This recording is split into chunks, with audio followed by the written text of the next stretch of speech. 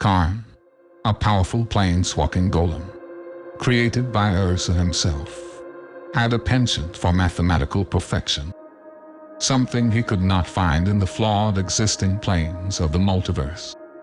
In Karn's view, it was living beings that hindered these planes from reaching mathematical perfection. It was with that understanding that Karn created the plane that would be Mirrodin, a realm completely devoid of living beings. When Karn left this new world to train the well-proportioned planeswalker, Jeska, he entrusted the golem Memnarch with stewardship of the realm.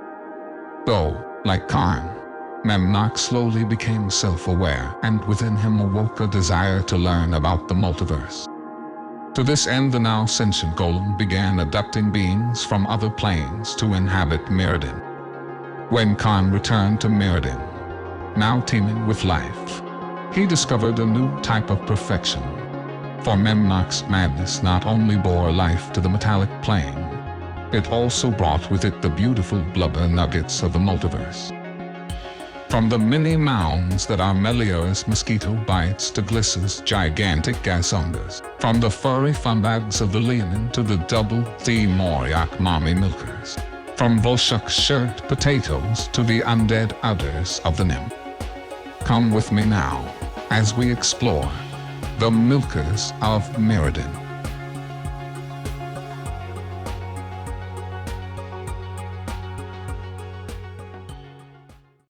Part 1. Leonin Lady Lumps. The catfolk of Mirrodin, the Leonin, are an honor-based and highly religious sect. The only thing bigger than a Leonin's devotion to the white sun is the Lady Leonin's large love muffins. Fortunately for the many visitors to Tashnar, the Leonin capital, the perfect breasts of these felines are often on full display, as these cat people subscribe to the philosophy, less is more. Though some Leonin soldiers prefer to showcase their orbs with form-fitting boob armor, the Abuna are the religious leaders of Mirrodin Leonin. One of these clerics is Kemba, who united the Leonin against the Phyrexians when they invaded Mirrodin. Kemba's Abuna Arugas are among the most magnificent meatballs in Mirrodin. Two perfectly balanced spheres held tightly together by steel chest armor, with a large boob window to showcase her immaculate cleavage.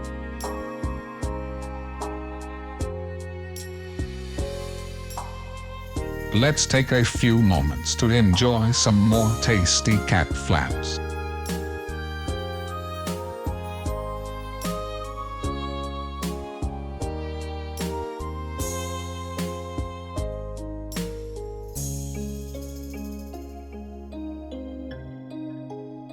Oh yes, those are some scrumptious dumplings.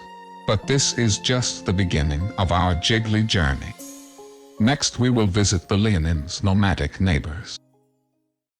Part 2. Auriok Elves. In the Razor Fields, alongside the top-heavy Leonin lionesses, are the full-bosomed babes of the nomadic Auriok people. Not to be outdone by the Leonin, the Auriok women also prefer to wear little clothes.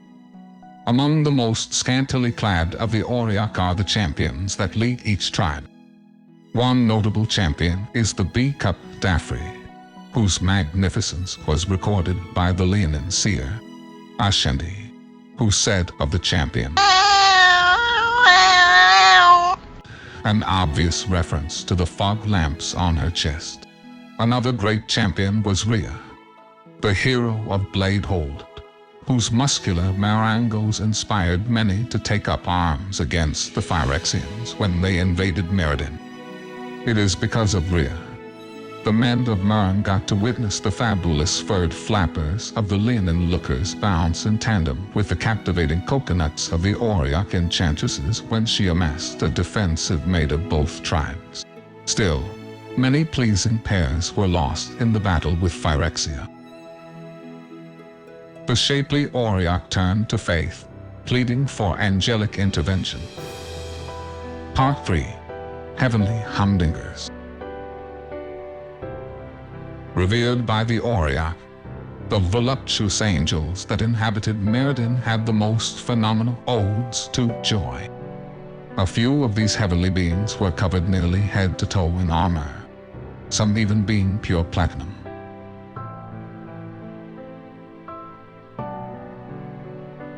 While others wore so slight attire that their pristine and luminous bodies could be enjoyed by all who witnessed them. So striking was the beauty of the angels' shapely breasts. Death mask duplicants often sought out dead angels to steal their form, so that they may look down upon the angelic globes themselves. Not all inhabitants of Mirrodin put their faith in the well-endowed heavenly beings.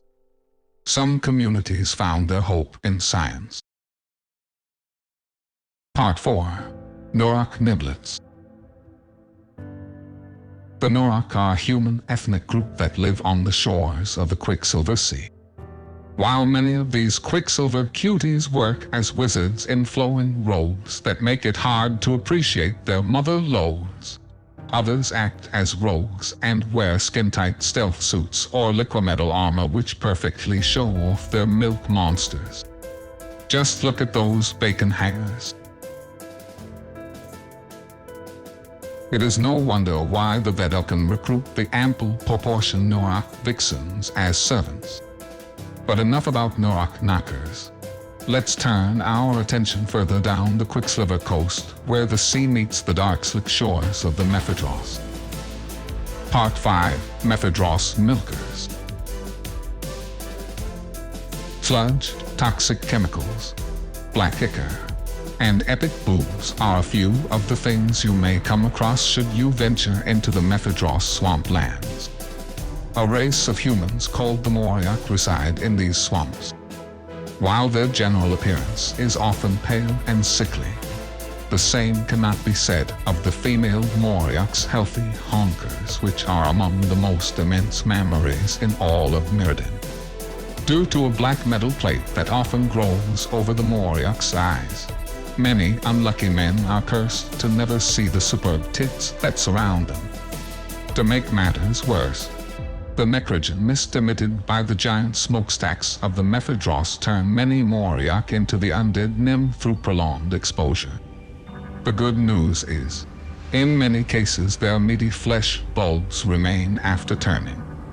So while many nymph may be bearers of woe, they are also bearers of some nice twofers. Neurok are not the only undead others you may come across should you visit the Dross. The remarkable vampiric pointers of the sultry black coven honeys are a wondrous sight to behold. Though should you come across one of these alluring vamps with their delicious doubletons, I would suggest not turning your back on them, for they are as deadly as they are beautiful. Just ask their favorite prey, the people of the Tangle. Part 6. Sylvok Sugar Plums. The reclusive Sylvok are a group of human druids who live in Mirrodin's Tangle.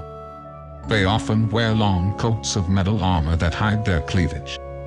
This is rectified by the ample amount of side bulge present when wearing this armor. That is some wonderful lateral cleavage. Peekaboo indeed. Some of the enticing Sylvok women prefer to wear more traditional druidic attire that better facilitates hunting and gathering, as well as showing off their gorgeous gel fruits.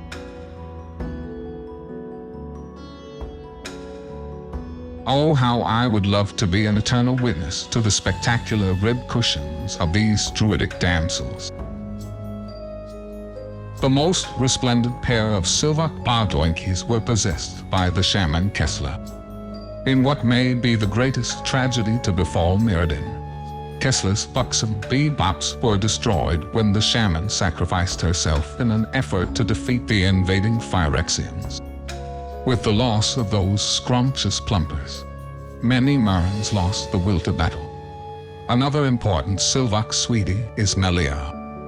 Unlike Kessler's pair of heavy jugs, Melior's mammals were nothing more than pert anthills. Though, like all breasts, they were still glorious, and many Mirrodin men would die in battle defending her itty-bitties.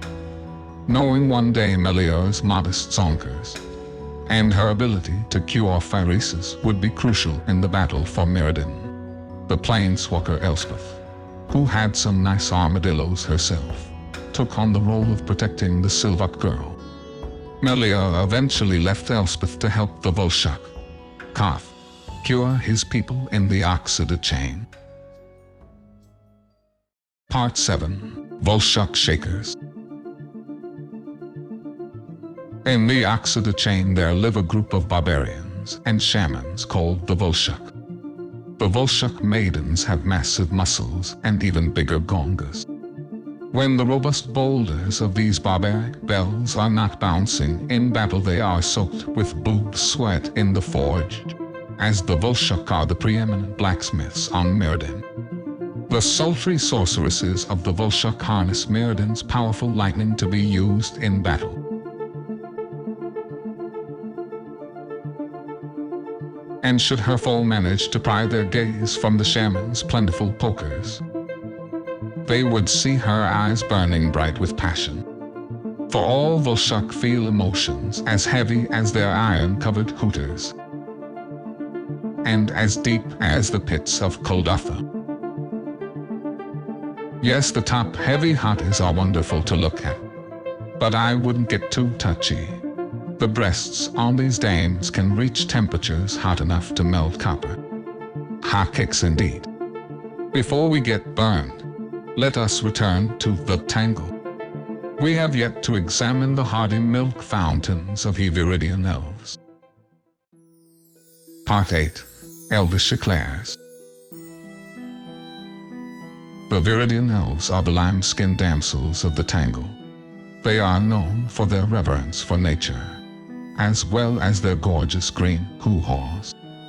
In fact, the Bambi thumpers found on some of these Viridian vixens are almost as massive as the borax they hunt.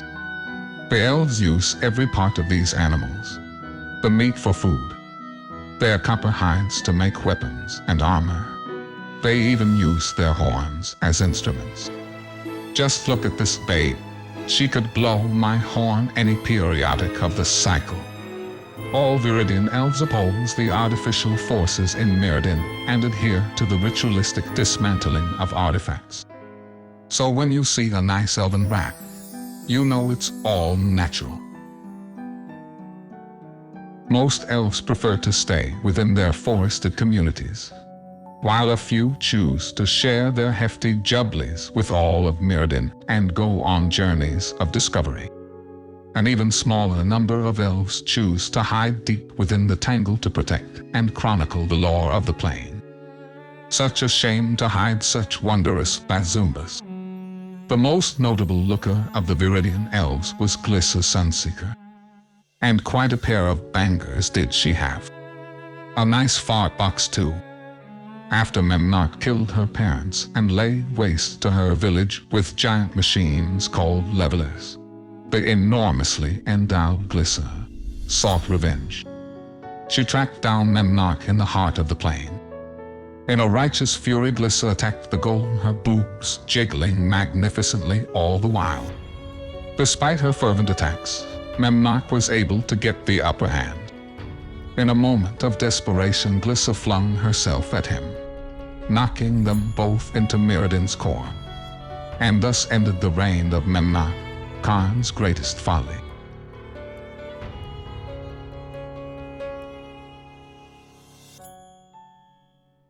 Don't shed a tear for those mammies just yet. Miraculously, Glissa survived with her milkers intact.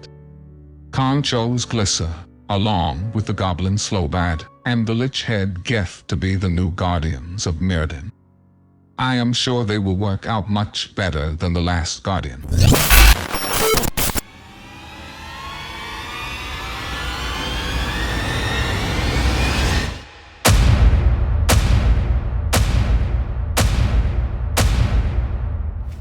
Part 9. Phyrexian Face Warmers.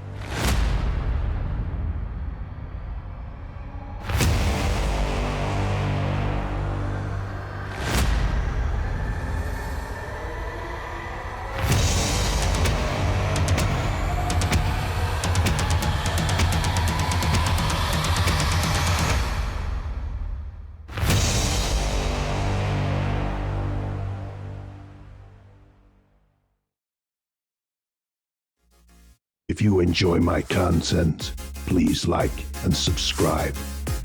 Patreon link in the description. Thank you to all my wonderful patrons.